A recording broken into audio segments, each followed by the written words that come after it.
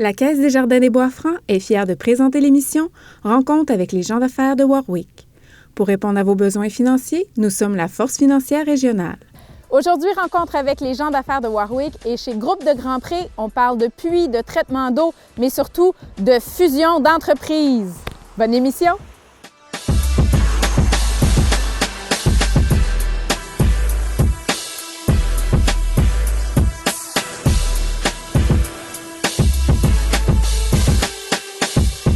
Bonjour Samuel Saint-Pierre. Bonjour. Merci de nous recevoir chez Groupe de Grand Prix aujourd'hui. Samuel, on passe devant, on voit ça, Groupe de Grand Prix, on a vu les noms changer un peu au cours des années, mais peux-tu nous dire clairement qu'est-ce que ça fait, Groupe de Grand Prix dans la vie? Ouais, Groupe de Grand Prix, on a une entreprise spécialisée dans la distribution d'eau. Fait que ça commence dès le début, on aime ça dire qu'on trouve, on pompe, on traite. Effectivement, on a les équipements de forage. On a 3 unités de forage qui font le forage depuis artésien, autant résidentiel que commercial. Après ça, on a nos unités d'installation de pompe pour tout ce qui est système de pompage. Et après ça, on finit par le traitement d'eau, les analyses puis les installations de traitement d'eau au besoin, autant sur des installations de ferme résidentielles ou commerciales. Donc, les 3 volets principaux. Et est-ce que vous faites ça dans la région ici seulement ou si vous travaillez à beaucoup plus large échelle? Bien, on élargit beaucoup notre rayon d'activité. C'est sûr qu'on a 3 bureaux, un à Drummond, un à Victo et un à Warwick. C'est nos centres d'attraction. À partir de ces 3 commerces-là, on fait au moins à peu près 150 km de rayon là, à chacun des bâtiments. Ça l'étend à peu près notre cercle d'activité. Donc, vos clients les plus loin, ça aurait été où? Dans Charlevoix, c'est sûr que tout ce qui est Saint-Raymond de Port-Neuf, on en fait. Autant Sherbrooke, on se rapproche des lignes, on va vraiment... Fait que vous êtes presque international, vous êtes sur le bord de la frontière. International in Québec, mais c'est surtout...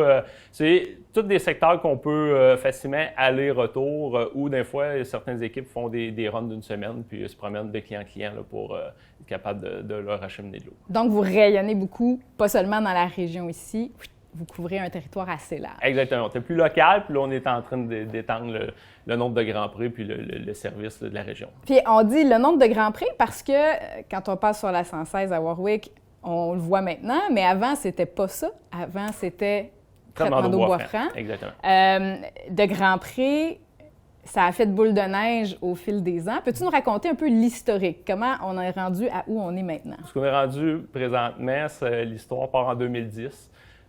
J'étais représentant pour une compagnie de pompe qui est Pompco. Le propriétaire, c'est David Garand.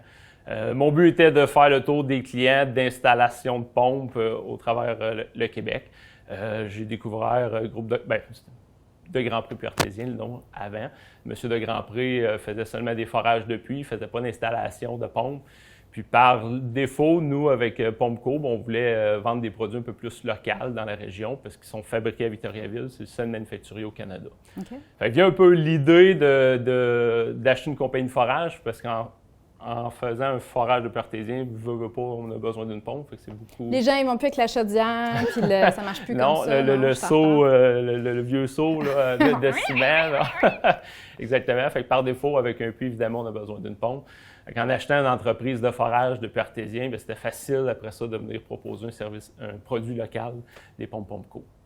Donc, toi, tu es représentant, tu vends des pompes, tu apprends que M. de Grand Prix serait peut-être intéressé à passer le flambeau de puits de Grand Prix qui forait. Exact. Qu'est-ce qui se passe à ce moment-là? Tu y fais les beaux yeux? À ce moment-là, j'ai toujours eu le désir de devenir entrepreneur, d'avoir soit en partie une entreprise ou une entreprise au complète. C'est là que mon employeur, Pompco, qui est propriétaire de David Garand, j'y arrive avec cette idée-là. Finalement, M. de Grand Prix, au lieu d'installer des pompes, il est beaucoup plus à vendre son entreprise puis à passer à autre chose, à sa retraite. C'est là que l'idée a germé avec moi et David. Enfin, de là, on est allé rencontrer M. de Grand Prix, puis on a fait l'acquisition de l'entreprise en 2010. Donc, en 2010, tu étais employé, tu deviens actionnaire, exactement, un des propriétaires. Et là, on est rendu avec de Grand Prix. Est-ce que Pompco achète de Grand Prix ou c'est juste vous autres qui achetez ça à côté? Non, c'est vraiment indépendamment. David, dans le fond, qu'on reste encore avec 2 boîtes. Exactement. C'est 2 entreprises complètement différentes. Un est manufacturier, a son propriétaire. L'autre fait le forage de artésien. Puis c'est pas Pompco qui détient de Grand Prix, c'est 2 individus qui est moi et David. Mais David et Samuel n'allaient pas se contenter d'une seule entreprise. Non, mais le but était d'en arriver à faire l'installation complète puis le service de A à Z. C'est pas personne d'autre dans la région qui fait vraiment le service de A à Z, du puits, pompe et traitement d'eau. Fait que c'est sûr que, 2 jours en main, on devient propriétaire d'une entreprise de forage. Bien, par défaut, avec les gens déjà en place, puis on avait déjà une très, très bonne équipe, bien, c'est venu par la suite se greffer l'installation de pompe que j'ai parti une pompe à la fois là, en achetant un camion, puis en le mettant au bout du jour pour pouvoir suivre les équipes de forage pour faire l'installation de pompe. Puis de fil en aiguille avec moi et David, bien là, il y a eu d'autres visions que, là, on installe des pompes, bien là, on laisse le client un peu aux 3/4 du parcours, il faut faire les tests d'eau. Fait qu'en 2011, on a acheté une entreprise qui était locale ici à Victoriaville, qui était Traitement d'eau Victo. Qui est le local où on est dans le moment. C'est ça? Non, il est installé dans sa résidence à Saint-Norbert, l'entreprise de Traitement d'eau Victo. Par la suite, en 2011, ben, 2 entreprises. On n'a pas de pied à terre à Victo parce que l'entreprise originale est de Drummondville. Effectivement, on vient bâtir ce local-là ici. Ici. Donc, OK, vous l'avez bâti, c'était pas déjà là. Il y avait une ancienne bâtisse qui a été beaucoup rénovée, qui a été réaméliorée, mis au goût du jour. D'accord. Et on ne s'arrête pas là. Parce que tout le monde veut avoir une entreprise à Warwick. Donc, on s'en va vers Warwick. Les gens de Warwick sont tellement sympathiques. C'est imbattable. Pas le choix. Reconnu mondialement. C'est sûr que c'est un petit domaine. On entend par la banque que l'entreprise Traitement d'eau Bois-Franc, qui appartenait à M. Chabot, est à vendre en 2017. Effectivement, moi et David, on avait des idées de grandeur, puis on n'était pas à nos derniers achats d'entreprise et expansion. Fait que l'entreprise était très intéressante parce qu'eux faisaient seulement du système de pompage et du traitement d'eau. Ils ne faisaient pas de forage, ils référaient à une autre compagnie en dehors de la région. En achetant cette compagnie-là, on venait encore plus solidifier notre offre de service auprès des gens de la région. Donc, on travaille à la verticale pour améliorer l'offre de service, avoir du clé en main pour les clients. Exactement. On a l'impression que c'est quelque chose d'assez inhabituel, le pompage, traitement d'eau. Tu sais, la plupart des gens ont le réflexe de ouvre le robinet, prends ton verre d'eau, puis ça finit là. Est-ce que y a-t-il vraiment comme un si gros marché pour ça? Y a-t-il vraiment tant de monde que ça qui ne font pas juste ouvrir le robinet puis pas s'en occuper? Bien, c'est sûr que pour l'entretien d'un système de pompage, de plus en plus, pas juste de pompage, mais de traitement d'eau, de plus en plus, on essaie de mettre l'accent sur ce volet-là. Parce que la plupart des gens, comme tu dis, rouvrent le robinet puis boivent de l'eau. Mais avant de la boire, l'eau, elle vient d'où? Elle arrive de où? Puis, tu sais, est-ce qu'elle a changé soit de couleur ou d'odeur? Des fois, c'est même pas perceptible, mais c'est très, très bon d'analyser régulièrement son eau pour être sûr de boire une eau de qualité. Donc, on en reparlera dans quelques minutes du traitement d'eau. Mais juste pour nous donner une idée, chiffre d'affaires de Groupe de Grand Prix, maintenant, c'est quoi? On parle de plus de 4 millions de chiffre d'affaires. OK, fait qu'on n'est pas dans la toute petite mini-entreprise un gars dans son camion puis c'est tout, là. Combien d'employés? 25. 25 employés, 4 millions de chiffre d'affaires. Donc, c'est important, l'eau, et on peut en faire une bonne entreprise. On continue en prenant un petit moment pour aller voir, mais c'est quoi ça du traitement d'eau? On vous revient tout de suite. Quand on parle de traitement d'eau, on parle principalement de 2 sortes de tests. D'abord, on veut aller voir qu'est-ce qu'il y a comme bactéries dans l'eau de notre puits avec un test qui est envoyé à un laboratoire certifié pour vérifier ça. Le ministère de l'Environnement recommande de faire ça 2 fois par année quand on a un puits parce qu'on ne sait jamais ce qui peut arriver dans un puits. On peut aussi tester les qualités esthétique de l'eau. Donc, ça veut dire aller vérifier les minéraux. Est-ce que notre eau sent bizarre, a une drôle de couleur? C'est un test qui est fait avec des équipements comme ceux-ci. Et ça peut même être bon si on a de l'eau d'aqueduc parce qu'on peut toujours bonifier notre eau pour boire le meilleur verre d'eau du monde. Samuel, comme tu nous l'as expliqué, Groupe de Grand Prix a maintenant le forage, l'installation des pompes et le traitement d'eau. Et il y a aussi encore Pompco qui existe à côté. Dans Groupe de Grand Prix, vous êtes donc 2 associés, David Garand et toi. Exact. Et je pense que vous avez vraiment chacun vos tâches, vos responsabilités, puis vous n'allez pas piler sur les pieds de l'autre. Comment ça se passe? Non, on a appris à avoir chacun nos tâches puis nos responsabilités. Puis donc, toi, tu fais... Moi, je m'occupe une grosse partie de la direction générale. Je suis directeur général. Je m'occupe aussi beaucoup de tout ce qui est opération, là, tout ce qui est dans le day-to-day, les installations, les cédules de forage, la planification. Gérer la planification avec mon équipe de A à Z puis avec chaque intervenant. Fait que ta journée, ça ressemble à quoi? Une journée type? Est-ce qu'il y en a? Supporter mon équipe de supervision, regarder certains problèmes, trouver des solutions, remplir les horaires de forage. J'ai aussi 2 représentants sur la route, fait que les épauler dans les soumissions, dans le questionnement. Avec toutes les questions qui viennent à tous les jours, ça remplit une journée. OK. Donc ça, c'est toi. Tu es vraiment sur le terrain avec les clients, avec les employés. Ton associé, lui? S'occupe de la grosse partie, une des grosses parties un peu dans l'ombre, tout ce qui est finance, l'administration se fait en grande partie chez POMCO par David Garand. Après ça, il y a tout ce qui est les achats, la fourniture, fait que c'est vraiment son rôle, puis c'est lui qui s'occupe de ça. Puis vous deux, vous étiez avant patron et toi employé. Exactement. Donc la dynamique change. Mm-hmm.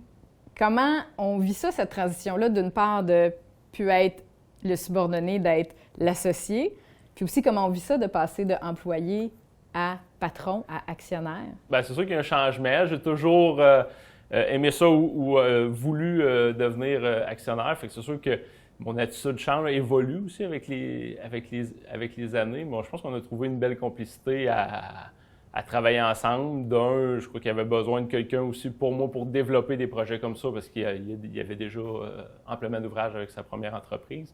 Fait qu'on a chacun trouvé son rôle, puis on s'est très, très bien adapté. Dans ton quotidien, qu'est-ce qui est différent en tant que patron que tu n'avais pas avant?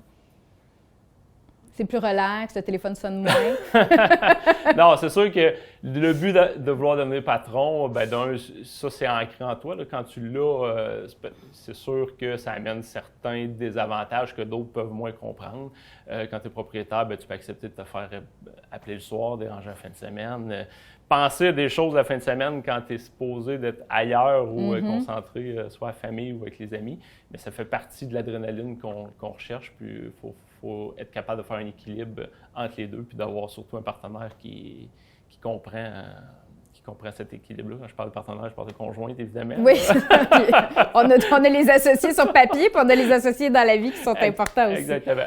Toi, à la base, tu étais machiniste, tu as été Exactement. représentant aussi. Oui. Puis quand on devient le patron, ça doit être dur. Des fois, on doit avoir le goût d'aller dire à nos vendeurs quoi faire, à nos machinistes peut-être pas, mais à nos gars sur le terrain, nos techniciens, quand on connaît ça. Exactement. Bien, c'est ma grosse faiblesse ou un des problèmes. Dans certains moments, je le vois comme une qualité, mais effectivement, quand tu as une équipe en place, de leur faire confiance, puis j'ai une équipe extraordinaire, là, c'est pas le cas, mais souvent, c'est plus fort que moi de vouloir mettre ma touche, d'en rajouter un peu, de vouloir qu'ils voient les mêmes choses de la même façon que moi, mais en même temps, des fois, ça peut être une erreur parce que tout le monde a des bonnes idées, puis peut avoir des différentes opinions de la mienne qui n'est pas nécessairement tout le temps. Puis dans cette idée de venir mettre votre touche, votre couleur, une fusion, ça amène beaucoup ces questionnements-là aussi parce que on rappelle qu'une fusion, bien, c'est pas je m'en vais chez le voisin puis j'y achète ses outils, son tracteur. C'est vraiment, on prend 2 compagnies existantes puis on fait juste une avec. Fait que les clients, les employés, puis là, il faut tout mettre ça ensemble puis que ça roule tout dans la même direction. Comment tu as trouvé ça comme expérience? D'acquisition en acquisition, quand je dis on avec David, on a appris, là, c'est sûr. Est-ce que c'est facile? C'est pas si facile que ça. Ça peut bien se faire, ça s'est bien fini, mais c'est pas une étape à prendre à la légère. On croit que les gens peuvent penser la même chose que nous, s'en aller dans la même direction que nous, mais quand ça fait des années qu'ils travaillent d'une façon, puis de changer cette mentalité-là pour le mieux, parce que souvent, il y a une différence de génération. Là. Les entreprises qu'on a achetées, c'était entre autres 2 sur 3, c'était des gens qui partaient à la retraite. Fait que c'est sûr que définitivement, leurs entreprises allaient très, très bien. C'est pour ça qu'on était intéressé de les acheter. Mais pour les amener ailleurs puis d'amener de la nouveauté, bien, c'est sûr qu'il y a un échange, il y a une différence entre la vision. Parce qu'on veut conserver ce qu'il y a déjà de bon, mais on veut aussi apporter des changements. Exactement. Et les gens qui sont là, les gens qu'on veut amener avec nous, qu'est-ce qui a été dans les défis que tu as rencontrés? Qu'est-ce qu'il a fallu aider à faire passer auprès de ces gens-là à qui on proposait des changements? Bien, c'est sûr que d'expliquer au départ la vision de ce qu'on veut, c'est une des premières étapes à faire qui est très, très, très importante. Puis même d'en racheter un autre, on mettra encore plus, je mettrai encore plus d'emphase sur cette vision-là. Mais d'amener, ce qui a été plus difficile, c'est que tu as 2 sortes de personnes. Tu as des gens qui ne voudront pas changer, Puis tu as des gens qui avaient déjà hâte que le changement arrive dans certaines entreprises. Fait que c'est sûr qu'avec ces gens-là, ça a mieux été l'évolution. Puis les autres personnes, bien, des fois, on ne s'entend pas tout à fait sur la direction où ce qu'on veut amener l'entreprise. Fait que c'est sûr qu'il y a certains échanges qui fonctionnent tout simplement pas, des fois, avec...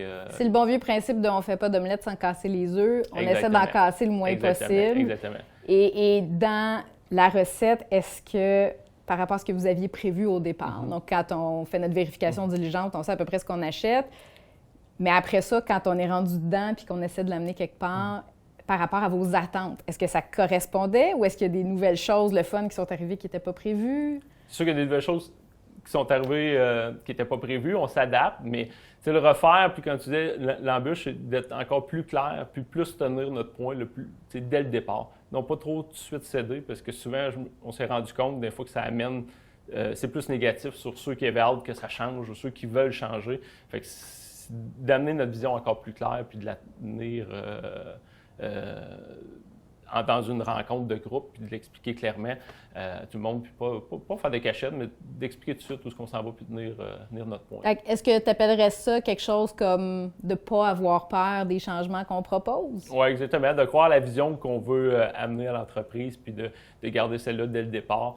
Puis dans la dernière situation avec l'acquisition de Warwick, justement, bien, il y a 2 anciens employés qui étaient partis, qui sont venus nous voir parce que justement, ils aimaient l'entreprise, mais là, puis il y a certaines choses qui changeaient puis qui voyaient ça aller. Fait que ça a ramené de l'intérêt à certains employés. Fait qu'effectivement, de garder notre vision puis de la maintenir puis de la partager aussi avec l'équipe. Fait que des fois, même, c'est ça, on réussit même à revenir dans le temps sur des choses qui sont arrivées avant que vous autres vous arriviez. Exactement. Puis à récupérer dans l'histoire un peu plus ancienne de l'entreprise pour l'amener plus loin. Exactement. Ce qui est génial. Exactement. Est-ce que dans vos employés, il y en a qui avaient vraiment... souvent, on veut développer l'appartenance des employés à l'entreprise, qu'il y ait une fierté qui soit attachée à ça.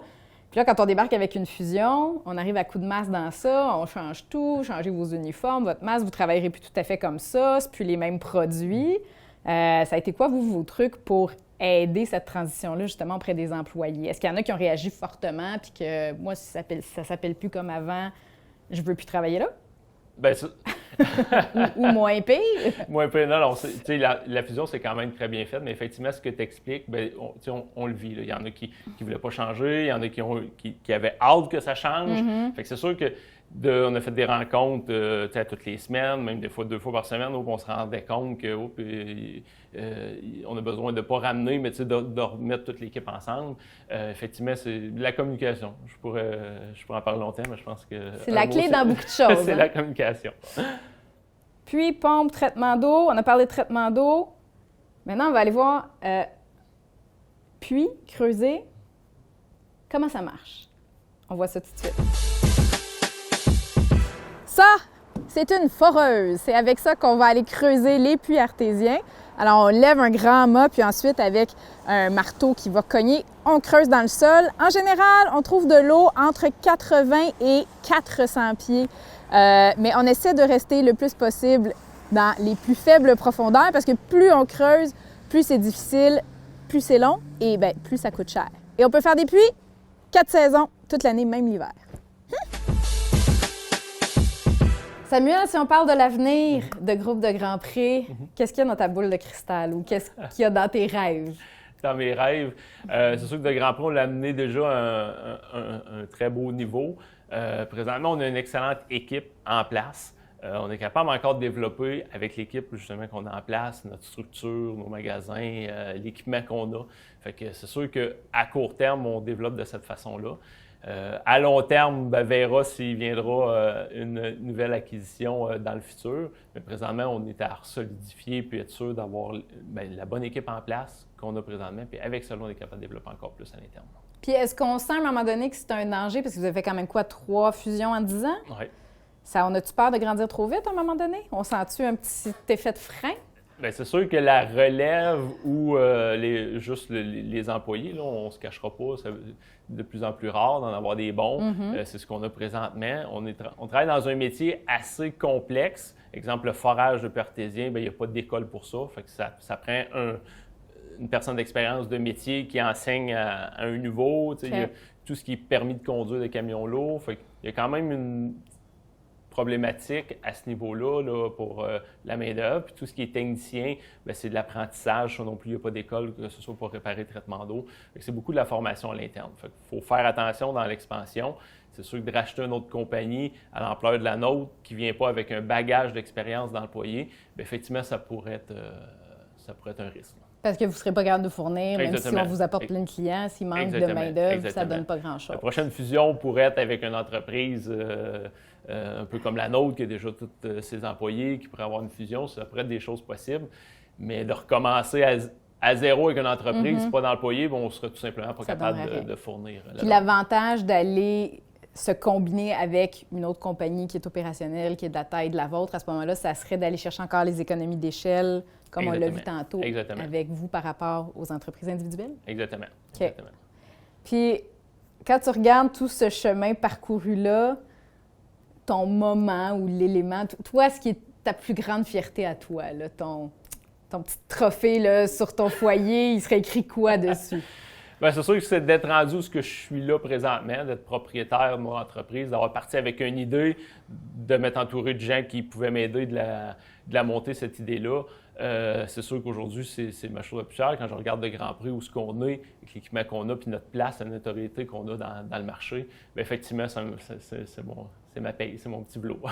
Puis au départ, c'est le représentant qui a décidé de ne pas se mêler de ses affaires puis d'aller chercher plus que ce qu'on l'avait engagé pour faire, puis de dire « Hey, il y a une opportunité d'affaires là, boss, on y va-tu? » Oui, exactement. Ça part vraiment de toi. Ça part exactement de là, d'avoir une idée, d'avoir un projet.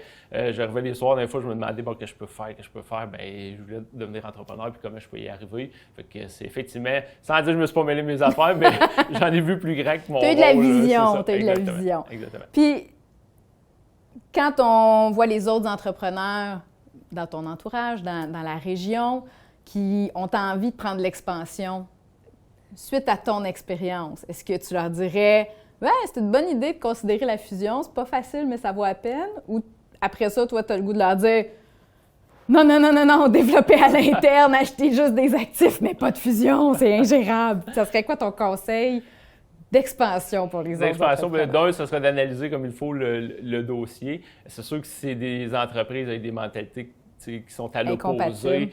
Si tu as bien y pensé, ça pourrait peut-être être un piège. Mais sinon, c'est sûr que par acquisition, les marches montent beaucoup plus vite. Là. Tu viens avec déjà un réseau, des clients.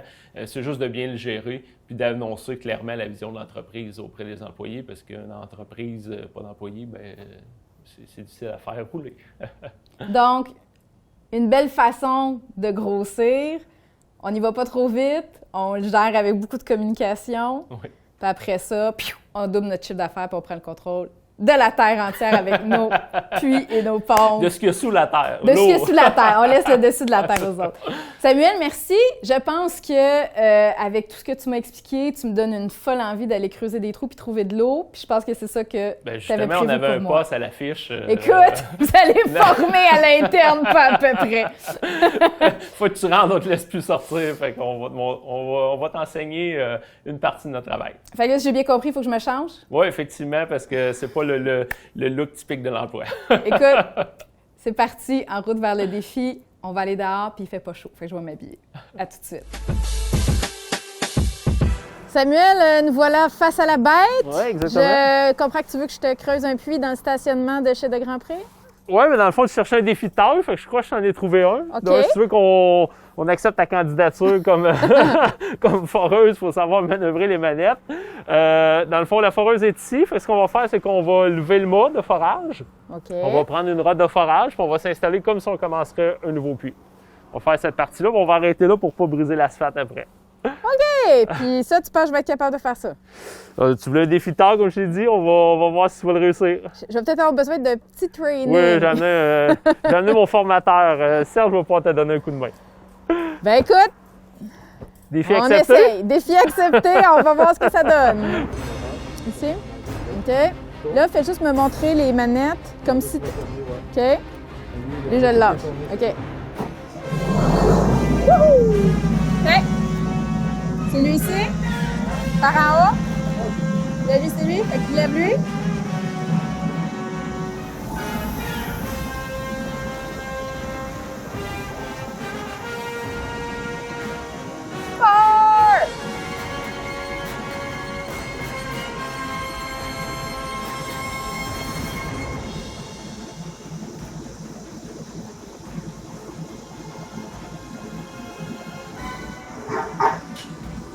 C'est normal?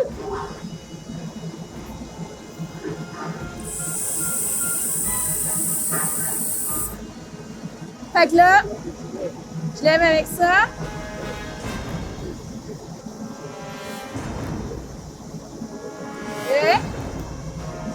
Et là, je tasse lui avec ça ici, en bas. OK.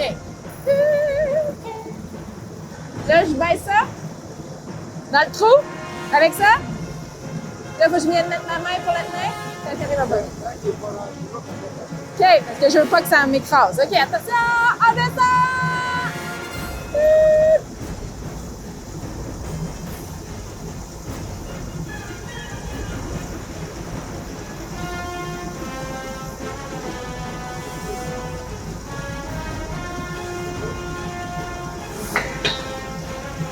C'est bon? Puis là, je la tourne avec ça. Par en bas.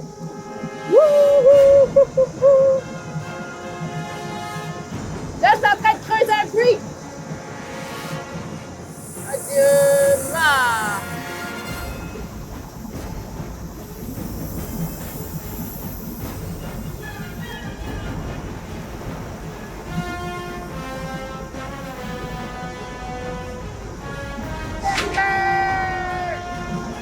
C'est bon? J'ai-tu réussi? Là, je fais quoi? Lève les pattes!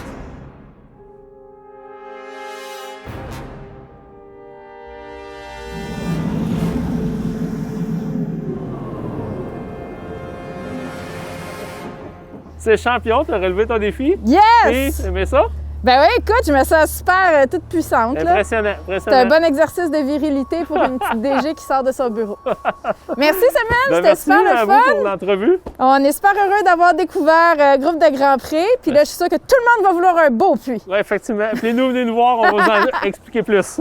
Merci beaucoup. Merci beaucoup. À la prochaine tout le monde. Bye. Cette émission était une présentation de la Caisse Desjardins des Bois-Francs. Pour répondre à vos besoins financiers, nous sommes la Force financière régionale.